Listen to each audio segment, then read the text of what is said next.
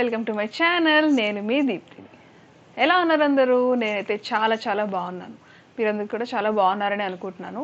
So Covid మాత్రం ఇంకా బయట చాలా దారుణంగా ఉంది. సో ఎవరు బయటికి వెళ్ళకండి. అవసరమైతే అత్యవసరమైతే కానీ బయటికి వెళ్ళకుండా ఇంట్లోనే ఉండడం మంచిది. ఎందుకంటే ఇప్పుడు గాల్లో కూడా వస్తుందని కొత్తగా ప్రయోగాలు కూడా జరుగుతున్నాయి కదా. సో ఎందుకు చెప్పండి, రిస్క్ అనవసరంగా మన లైఫ్ని, మన ఫ్యామిలీ లైఫ్ని కూడా రిస్క్లో పెట్టడం.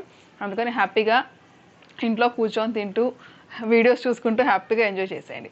సో ఈరోజు నేను మీకోసం నా డెలివరీ ఎలా జరిగింది, ఏ రోజుల్లో ఏమేమి జరిగింది అనేది మీకు నేను చెప్పబోతున్నాను. అలాగే నేను ఏ హాస్పిటల్లో డెలివరీ అయ్యాను, వాళ్ళు ఎలా ట్రీట్మెంట్ ఇచ్చారు అనేది మనం ఈరోజు చూడబోతున్నాం. సో నా వీడియో కానీ మీరు ఫస్ట్ టైం చూస్తున్నట్టయితే లైక్ చేయండి, షేర్ చేయండి, సబ్స్క్రైబ్ చేసుకోవడం మర్చిపోకండి. అలాగే పక్కన బెల్ ఐకాన్ ఉంటుంది, దానికని మీరు యాక్టివేట్ చేసుకుంటే నేను చేసే వీడియో నోటిఫికేషన్స్ అన్నీ మీ వరకు వచ్చేస్తాయి. ఓకేనా? ఇంకెందుకు ఆలస్యం, నా డెలివరీ ఎలా జరిగింది అనేది మనం ఈరోజు తెలుసుకుందాం. చలో. సో ముందుగా నాకు వచ్చేసి 10 months పడిందండి. 10 months పడిన 1 week వరకు కూడా నాకు పెయిన్స్ అనేవి రాలేదు. ఇది బోత్ ప్రెగ్నెన్సీకి ఒకలేలాగా జరిగింది, అందుకనేసి నేను చెప్తున్నాను. సో యాక్చువల్లీ కొంతమందికి 9 months అయిపోయిన వెంటనే పెయిన్ స్టార్ట్ అవ్వడం అనేది జరుగుతూ ఉంటుందంట. కానీ నాకు 10 months పడిపోయిన తర్వాత కూడా ఇంకా రాలేదు. 1 week అయిన తర్వాత కూడా ఇంకా నాకు పెయిన్స్ అనేవి రాలేదు. సో డాక్టర్ ఏం సజెస్ట్ చేశారంటే, ఓకేమా మనం ఇంకా ఇంజెక్ట్ చేద్దాము, పెయిన్స్ ఇంజెక్ట్ చేసే మెథడ్ ఫాలో అయితే కానీ సరిపోదు, లేకపోతే మన ఇండియా రూల్స్ ప్రకారము 10 months పడిన 1 week తర్వాత ఖచ్చితంగా డెలివరీ అవ్వాలంట.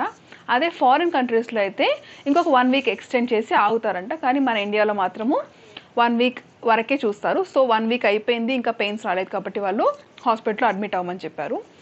సరే అనేసి నేను అడ్మిట్ అయిపోయాను. యాక్చువల్లీ నేను ఏ హాస్పిటల్ అనేది మీకు చెప్పలేదు కదా, హైదరాబాద్లో ఫెర్నాండెస్ హాస్పిటల్ అండి. చాలా చాలా సోఫిస్టికేటెడ్ హాస్పిటల్. అక్కడ ఆల్మోస్ట్ 80% ఆఫ్ డెలివరీస్ అనేవి నార్మల్ డెలివరీస్ చేస్తారు. అలాగే డాక్టర్స్ మనకి ఇచ్చే ట్రీట్మెంట్ కూడా చాలా ఫ్రెండ్లీగా, అసలు వెళ్తే వాళ్ళ ఎంత వార్మింగ్గా ఉంటుందంటే హార్ట్ వార్మింగ్గా ఉంటుంది వాళ్ళ ట్రీట్మెంట్ అనేది. సో నాకు మాత్రం యాక్చువల్లీ 2 డెలివరీస్ కూడా నేను అక్కడే చేసుకున్నాను, అందుకనేసి చెప్తున్నాను. అలాగే మా సిస్టర్ కూడా అక్కడే డెలివరీ అయింది. యాక్చువల్లీ ఈ హాస్పిటల్లో ఏంటి అంటే, ఒక ఫస్ట్ డెలివరీ అనేది మనకి ఒకవేళ సిజేరియన్ అయినా కూడా సెకండ్ డెలివరీకి నార్మల్ ట్రై చేస్తారనమాట. దాంట్లో కూడా 60 to 70% అంటే ఫస్ట్ డెలివరీ సిజేరియన్ అయ్యి సెకండ్ డెలివరీ నార్మల్ చేసిన ఎగ్జాంపుల్స్ చాలా చాలా ఉన్నాయి. సో నేను బాగా రీసెర్చ్ చేసి, నేను అబుదాబిలో ఉన్నప్పుడు మా సిస్టర్ చాలా రీసెర్చ్ చేసి ఈ హాస్పిటల్ని నాకు సజెస్ట్ చేసింది. సో ఇద్దరము ఆ హాస్పిటల్లో డెలివరీ అయ్యాం. అందుకని నేను సెకండ్ డెలివరీ కూడా నేను ఆ హాస్పిటల్ని చూస్ చేసుకున్నాను.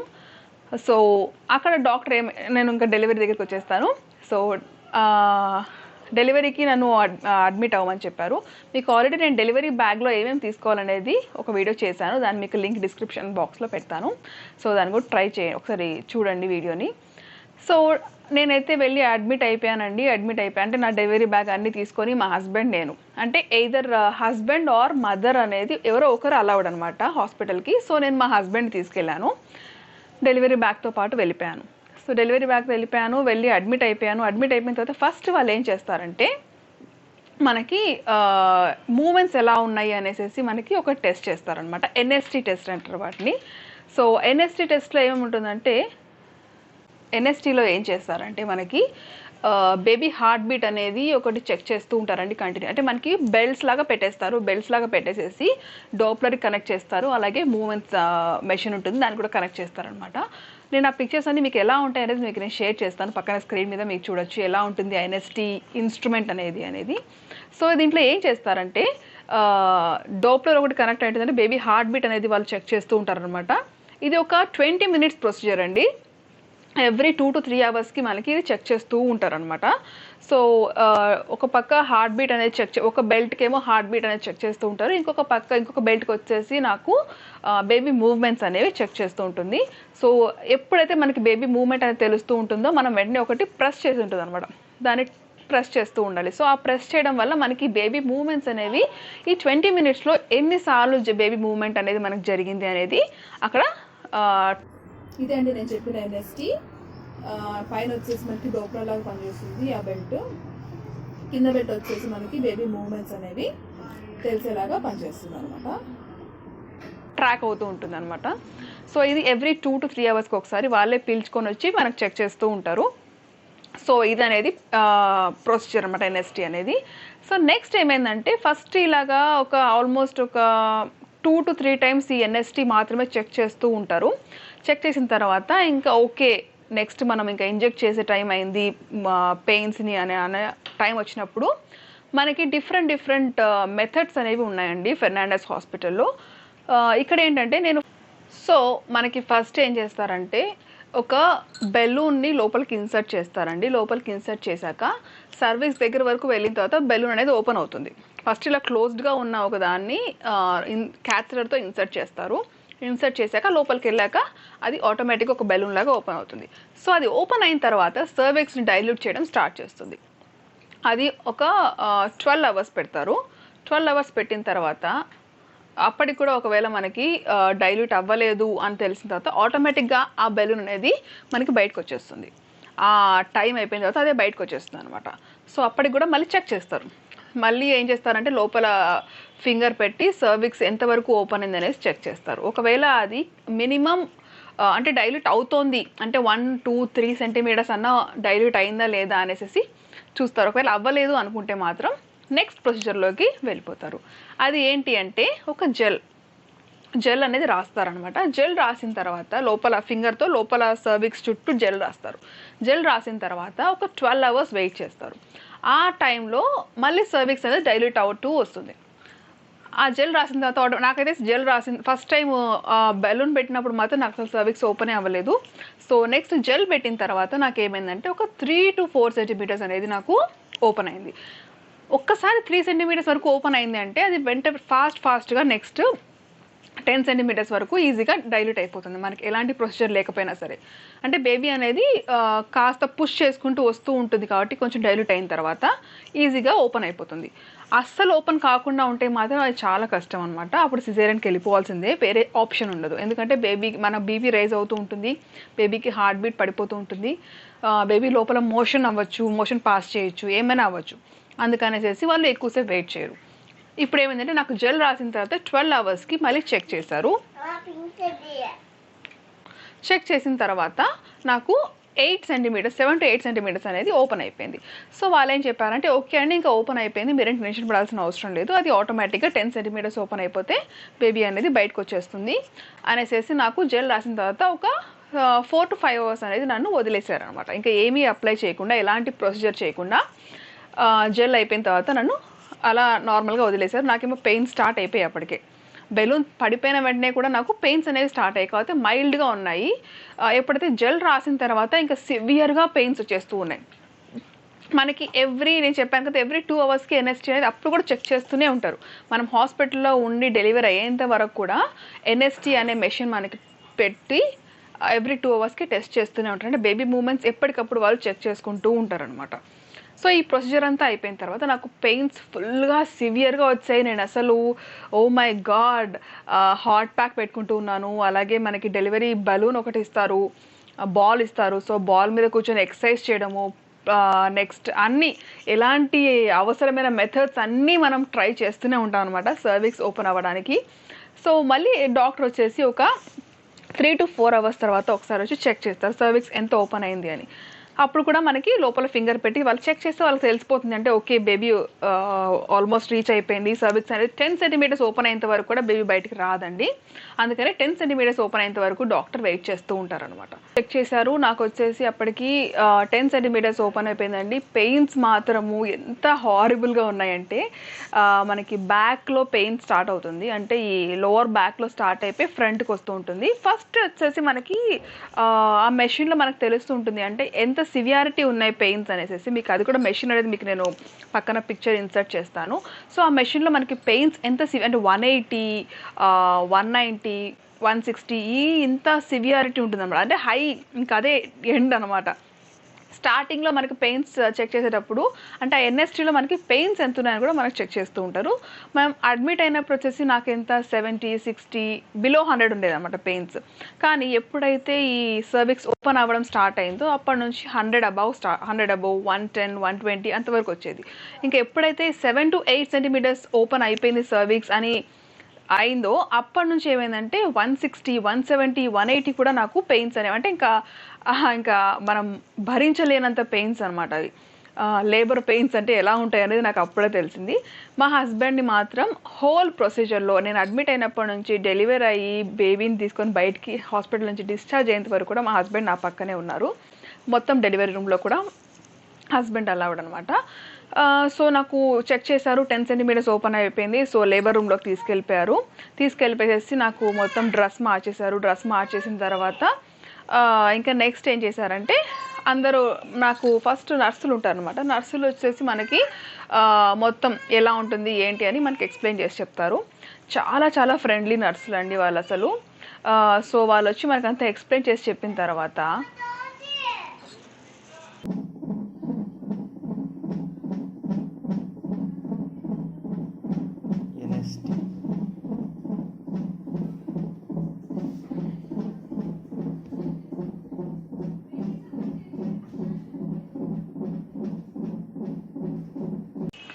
డెలివరీ రూమ్లోకి తీసుకెళ్ళిపోయాయని చెప్పాను కదా, అవన్నీ అయిపోయాయి ప్రొసీజర్స్ అన్నీ. ఒకవేళ మనం పెయిన్ భరించలేము అనుకుంటే మాత్రం మనకి ఎపిడ్యూరల్ అనేది ఇస్తారండి. ఎపిడ్యూరల్ అంటే మనకి స్పైనల్ కార్డ్కి ఇంజెక్షన్ చేస్తారు. సో ఎపిడ్యూరల్ అనేది ఒక ఇంజెక్షన్ అనమాట. ఆ ఇంజెక్షన్ చేయడం వల్ల ఏమవుతుందంటే మనకి లోవర్ బాడీ అంతా మనకి నంబ్ అయిపోతుంది. సో మనకి పెయిన్స్ అనేవి తెలియవు. నాకు అక్కడ ఏం సజెస్ట్ చేశారంటే, మేడం మీకు ఆల్రెడీ నేను అప్పుడు పెయిన్స్ భరించలేక నాకు ఎపిడ్యూరల్ ఇచ్చేయండి అనేసి నేను డాక్టర్ని అడిగాను అనమాట. అడిగితే డాక్టర్ అన్నారు, మేడం మీకు ఆల్రెడీ 10 సెంటీమీటర్స్ ఓపెన్ అయిపోయింది, మీరు కొంచెం పుష్ చేస్తే బేబీ అనేది బయటకు వచ్చేస్తుంది. సో ఇప్పుడు మీరు అనవసరంగా ఎపిడ్యూరల్ తీసుకోవడం వల్ల మీకు సైడ్ ఎఫెక్ట్స్ రావడం తప్పితే పెద్దగా ఉపయోగం ఏమి ఉండదండి అని చెప్పారనమాట. అంటే ఇంకా నాకు ఏం చేస్తాను, ఓకే ఇంకా ఓపెన్ అయిపోయింది కదా, ఇప్పుడు ఎందుకు నేను తీసుకోవాలి ఎపిడ్యూరల్ అనేసి నేను ఆ పెయిన్స్ని భరిస్తూ ఉన్నాను. నాకు కనీసం ఏదైనా పెయిన్ కిల్లర్ అన్నా ఇవ్వండి, నేను చాలా పెయిన్గా ఉంది, నేను భరించలేకున్నాను అంటే అప్పుడు ఏం చేశారంటే నైట్రోజన్ గ్యాస్ తెచ్చారండి. లైక్ ఒక మాస్క్ పెట్టారు, నైట్రోజన్ గ్యాస్ ఉంది. సో దాన్ని మీరు ఇన్హేల్ చేసుకోండి, ఇన్హేల్ చేస్తూ ఉంటే మీకు పెయిన్స్ అనేవి తెలియవు అన్నారనమాట. సరే అనేసి నాకు పెట్టారు. నేను అలా ఇన్హేల్ చేసుకుంటే నాకు అసలు ఒక్కసారిగా పెయిన్స్ అనేవి తెలియలేదనమాట. అంటే అది ఎందుకో ఏమో నాకైతే మెడికల్ టర్మ్స్లో నాకు ఎలాగ చెప్పాలో నాకు తెలియదు. కానీ ఆ నైట్రోజన్ గ్యాస్ నాకు చాలా చాలా యూస్ఫుల్ అయింది. లేబర్ బెడ్ మీద పడుకొని నేను ఆ నైట్రోజన్ గ్యాస్ని పెట్టించుకున్నాను. జస్ట్ లైక్ మన నెబులైజర్ ఎలా ఉంటుందో అలాగే ఉంటుంది. నైట్రోజన్ ఆక్సిజన్ ఎలా పెట్టుకుంటారో అలా నైట్రోజన్ గ్యాస్ కూడా పెడతారనమాట. సో అది పెట్టుకున్న వెంటనే నాకు పెయిన్స్ అనేవి తెలియలేదనమాట. ఇంకా వాళ్ళు వచ్చేసి పొజిషన్లో మన కాళ్ళు అన్నీ బెడ్ అంతా రెడీ చేశారు. వాళ్ళు చూపిస్తారు అనమాట. యాక్చువల్లీ ఇక్కడ ఏమైందంటే ఫస్ట్ టైం శ్లోకం డెలివరీ అయ్యేటప్పుడు నాకు 10 సెంటీమీటర్స్ ఓపెన్ అయింది. పుష్ చేయండి మేడం, పుష్ చేయండి. నాకు ఫస్టే కదా, నాకు కూడా తెలియదు కదా ఎలాగా అనేది. అయితే శ్రీధర్ నా పక్కనే ఉన్నాడు. శ్రీధర్ని పిలిచి, చూడండి సార్ ఆల్రెడీ హెడ్ కూడా కనిపిస్తుంది, ఇంకా మేడం కొంచెం పుష్ చేయమని చెప్పండి, పుష్ చేస్తే బేబీ బయటకు వచ్చేస్తుంది అని చెప్పాను అనమాట. సో అక్కడ శ్రీధర్కి వచ్చేసి అలా చూసేసరికి చాలా షాక్ అయిపోయాడు. అంటే ఎంతైనా అలాంటి చూడాలంటే ఎవరికైనా కొంచెం భయంగానే ఉంటుంది కదా. సో శ్రీధర్ కూడా చాలా భయపడ్డాడు యాక్చువల్లీ చూసి. నాతో పాటు నేనైతే నాకు పెయిన్స్ వచ్చిన ప్రతిసారి శ్రీధర్ని చేతులు గట్టిగా పట్టుకొని అలాగా అసలు ఎలా అంటే అలా నాతో పాటు శ్రీధర్ కూడా మొత్తం డెలివరీ మొత్తం ఎలా ఉంటుంది, ఒక ఉమెన్ ఎలాంటి స్టేజెస్ దాటి ఒక బేబీని డెలివరీ చేస్తుంది, ఎలాంటి పెయిన్స్ అనేవి ఒక ఉమెన్ ఫేస్ చేస్తుందని నాకు మా హస్బెండ్కి తెలియాలి అనేసి నా 2 డెలివరీస్ కూడా నేను శ్రీధర్ని తీసుకెళ్ళాను హాస్పిటల్కి. శ్రీధర్ కూడా చాలా చాలా కోఆపరేటివ్గా, నాకు కోపం వచ్చేదనమాట ఆ పెయిన్స్కి. ఏం చేయాలో తెలియదు. శ్రీధర్ ఏమో ఎప్పుడు తింటూ ఉంటే కదా నువ్వు పెయిన్స్ అని నాకు డాక్టర్స్ కూడా చెప్పేవాళ్ళు.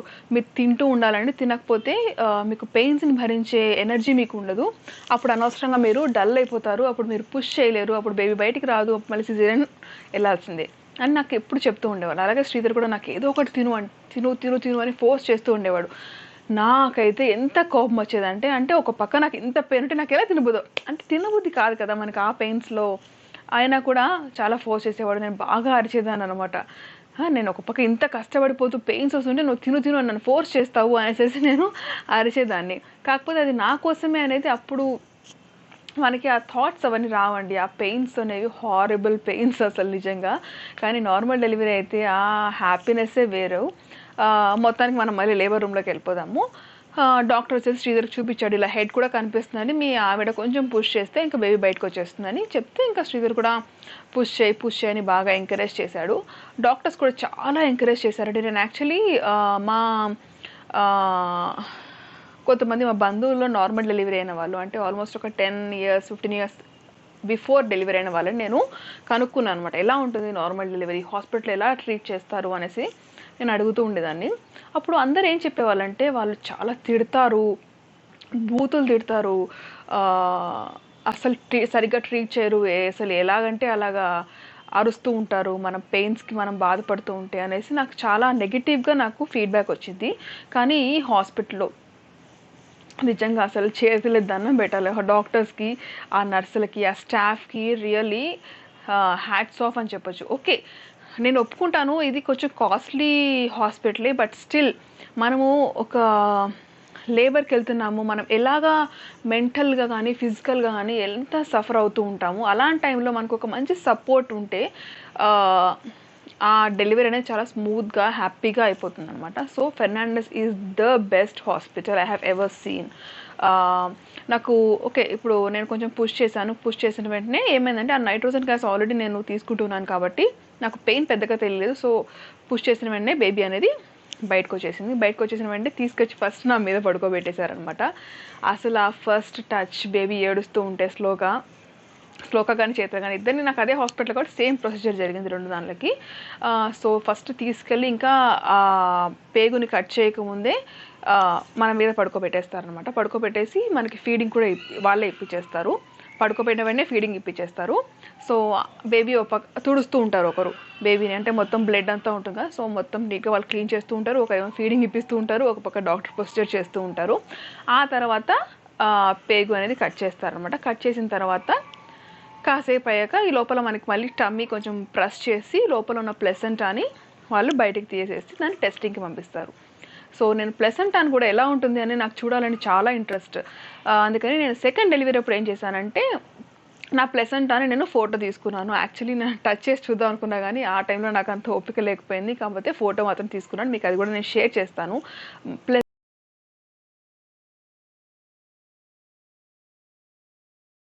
ప్లెసెంటా అంటే మాయ అండి. లోపల మొత్తం బేబీకి ఫుడ్ అంతా మనకి ప్లెసెంటా ద్వారానే జరుగుతూ ఉంటుంది. కాబట్టి నాకు అది ఎలా ఉంటుంది చూడాలి అన్న చాలా ఇంట్రెస్ట్ ఉండేది.